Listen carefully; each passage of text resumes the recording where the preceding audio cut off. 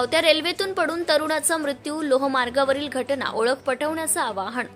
Borgaon Manju police station हद्दीतील यावलखेड नजीक लोहमार्गावर धावत्या रेल्वेतून पडून एका अनोळखी तरुणाचा मृत्यू झाल्याची घटना 29 एप्रिल रोजी सकाळच्या सुमारास उघडकीस आली आहे. पोलिसांनी ओळख पटवण्याचे आवाहन केले आहे.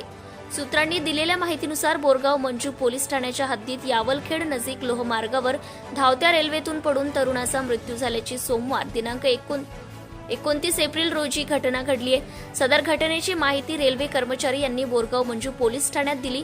यावरून घटनास्थळी हेड कॉन्स्टेबल प्रमोद डोईफोडे, सुशील इंगोले यांनी घटनास्थळी धाव घेत घटनेचा व मृतदेहाचा पंचनामा केला असता अनोळखी युवक, वय अंदाजे 35 ते 40 वर्ष, अंगावर पांढरे शर्ट, काळ्या रंगाचा पॅन्ट याशिवाय मृतकाची ओळख पटेल असे घटनास्थळी काहीही आढळून आले नाही. सदर तरुण धावत्या रेल्वेतून पडून मृत्यू झाला असावा असा प्राथमिक अंदाज पोलिसांनी वर्तवला आहे. सदर मृतदेह उत्तरीय तपासणीसाठी शासकीय रुग्णालयात दाखल केला आहे.